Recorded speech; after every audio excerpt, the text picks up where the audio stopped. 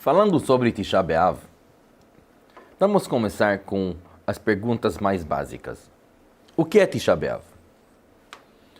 A resposta mais básica, Tisha B'Av é o dia mais triste do nosso calendário judaico. A pergunta que vem depois, então o que aconteceu no Tisha B'Av que faz ele o dia mais triste do nosso calendário? Dá para achar várias respostas o que aconteceu no Tisha B'Av, mas o que eu quero argumentar é que, na verdade, no Tisha B'Av não aconteceu nada. Nada? Como pode ser um rabino falando que no Tisha B'Av não aconteceu nada? Tisha B'Av, a gente senta no chão, a gente lamenta, a gente chora, a gente faz costumes de luto, a gente prepara no Tisha B'Av, que não aconteceu nada? Como assim? Na verdade, olhando no nosso calendário judaico, Tisha B'Av é um dia que aconteceu muita coisa. Desde o deserto, quando voltaram os espiões para o povo, falaram mal da terra de Israel, o povo sentou no chão chorando que não existe nenhum poder que pode trazer eles para Israel. Isso foi 3.330 anos atrás. Continuando com a destruição do primeiro templo, 2.445 anos atrás. Continuando com a destruição do segundo templo, 1954 anos atrás. Depois de uns 80, 100 anos, de novo foi destruída uma cidade muito grande chamada Beitar. Depois, os judeus foram expulsos da Inglaterra. Isso foi no ano 1290, mais ou menos 730 anos atrás. 200 anos depois, entrou em vigor a expulsão dos judeus da Espanha. Isso foi em volta de 530 anos atrás. E tem até as versões que a Primeira Guerra Mundial e a Segunda Guerra Mundial também, o que fez as guerras acontecerem, aconteceu no Tisha B'Av. Então, depois de tudo isso,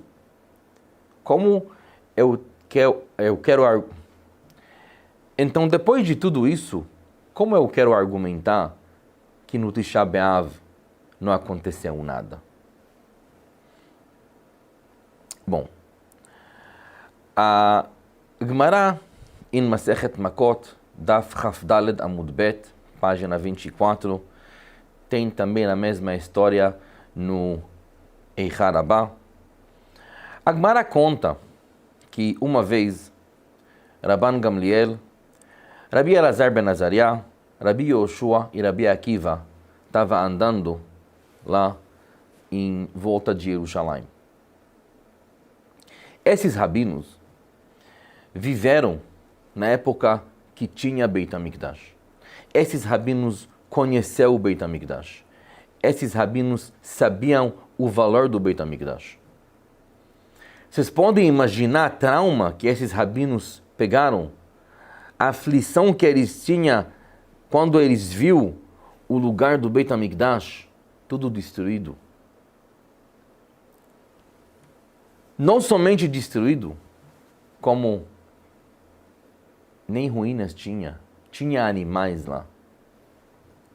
Conta a Gemara que os três rabinos, Rabban Gamliel, Rabi Elazar ben Azariah e Rabi Yoshua, Hitchilu Bochim, começaram a chorar. Quando Rabi Akiva viu eles chorando, conta a Gemara, Rabi Akiva começou a rir. E perguntaram a ele, por que você está rindo? E a resposta, por que vocês estão chorando? Quando a gente olha essa história, parece bem estranho, né? Primeira coisa, se Rabi Akiva quer rir, porque ele tem que esperar eles chorarem e depois ri.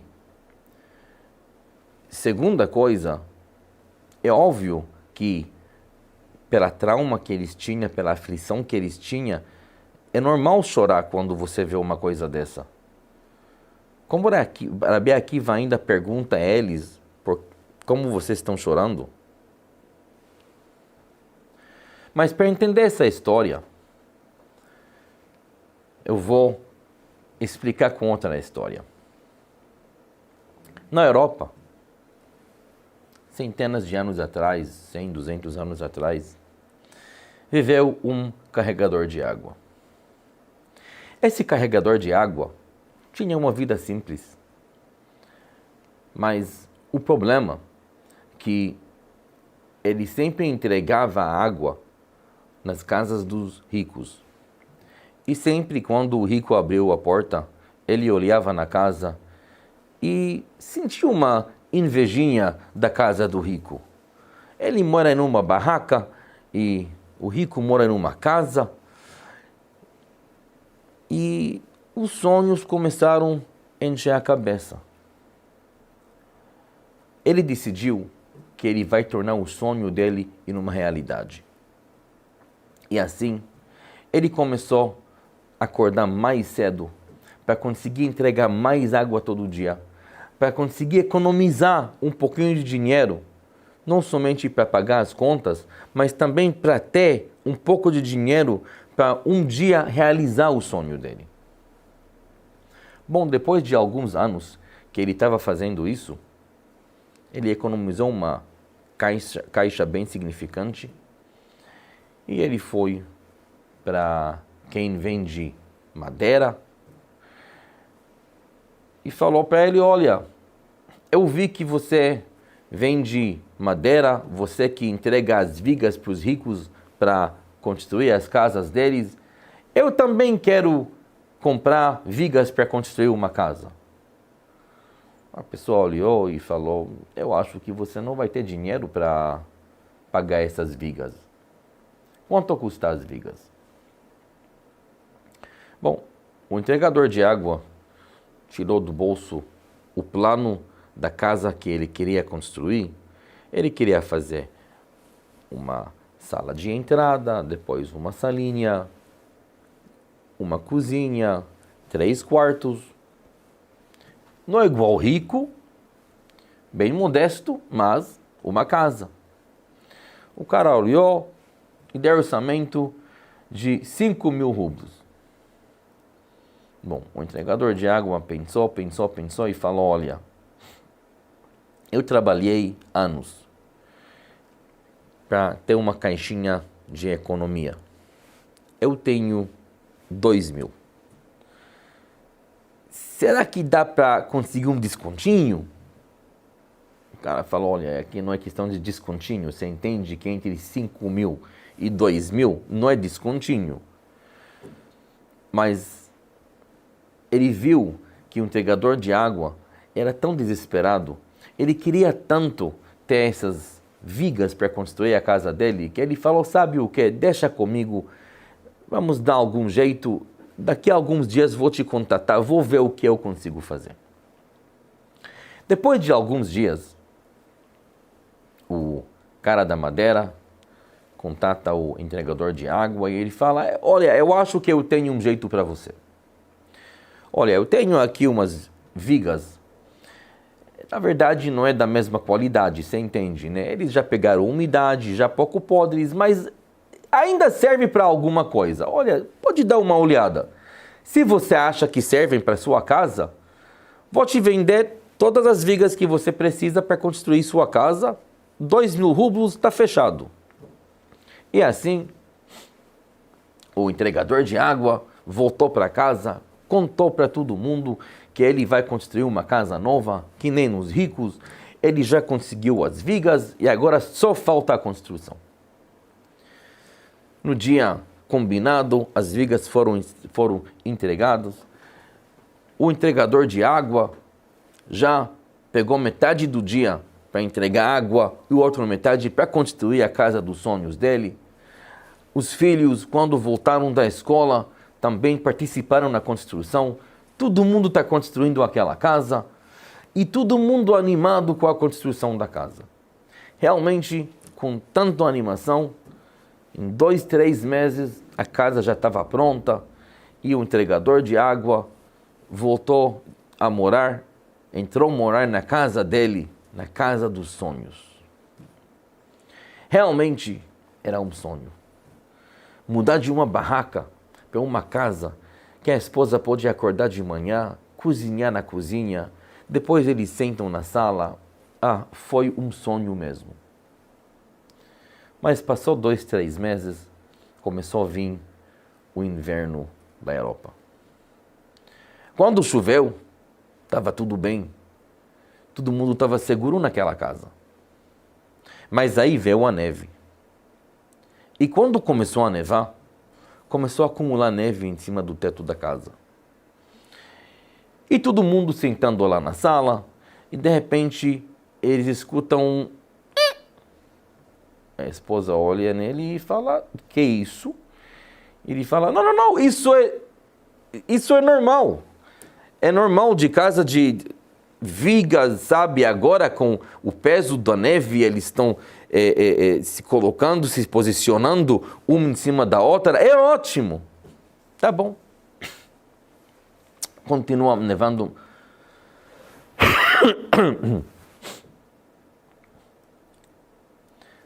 Tá bom, continua nevando mais um pouquinho. E de repente, de outro lado da casa, eles escutam. E o filho pergunta ao pai, estou escutando uns vozes no meu quarto, o que é isso? Não se preocupa. As vigas estão se posicionando uma em cima da outra. Isso é ótimo, isso acontece até na casa dos ricos. Tá bom? O pai falou, tá falado. Passa 1, 2 semanas, eles estão sentados lá na sala de novo e o já começa um pouco mais frequente. E a esposa olha nele e fala, eu acho que já deu o posicionamento das vigas. E agora? Sabe, você está vendo que uma das vigas já está perdendo a forma dela? Não, isso é normal, isso acontece até na casa dos ricos. Pode ter certeza, eu visito as casas dos ricos. Eu vi uma vez, eu vi umas vigas dessas. Pode estar segura, essa casa é a casa dos nossos sonhos. Bom, um dia, graças a Deus, todo mundo saiu da casa para passear um pouquinho.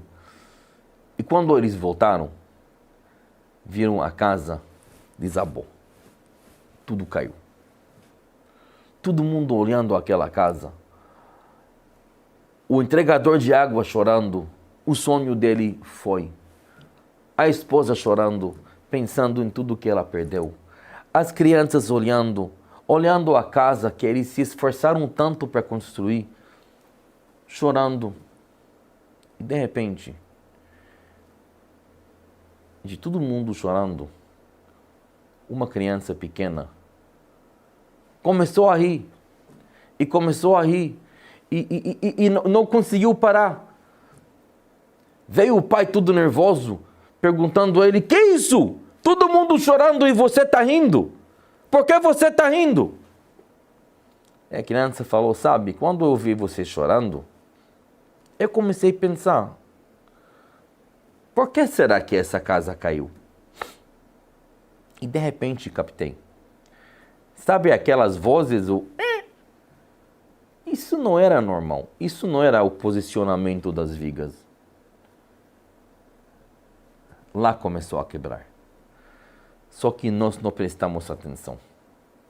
Pai, agora que você entende o que significa qualidade de vigas, agora nós podemos construir uma casa segura. Essa mensagem que Hashem transmite para nós no Tisha B'Av. No Tisha B'Av não aconteceu nada. Porque nada acontece. Nada acontece de repente fora do contexto. O Beit HaMikdash não destruiu, não aconteceu fora do contexto.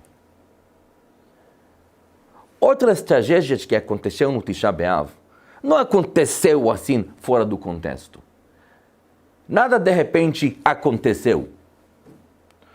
Tudo era uma consequência. A gente conhece a história talvez mais famosa do Tisha B'Av, que é a história do Kamtza e Bar Kamtza.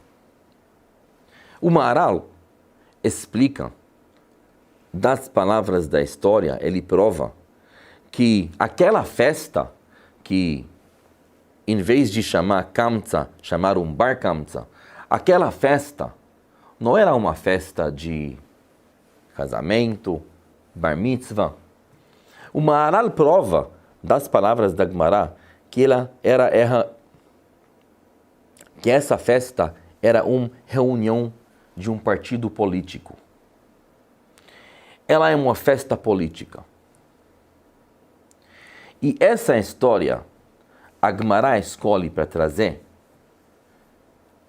e apontar e dizer: esse acontecimento causou a destruição do Beit HaMikdash. Quando a politicagem começou a pegar tão forte que a política era acima dos sentimentos, a política era acima da sensibilidade para um ser humano. Então Beit HaMikdash não foi destruído. Não aconteceu que Beit HaMikdash foi destruído. Beit HaMikdash, a destruição do Beit HaMikdash era uma consequência de quando o povo já perdeu o foco, aí realmente aconteceu. Mas quando aconteceu, o nosso papel no Tisha B'Av é não somente lembrar o fato que Beit HaMikdash foi destruído. Nosso papel é lembrar que não dá para falar que aconteceu. Temos que parar nossa vida, sentar e pensar. Realmente Tisha B'Av é único em mais um sentido. Tisha B'Av é o único dia que, no meio do dia, de repente, muda as regras.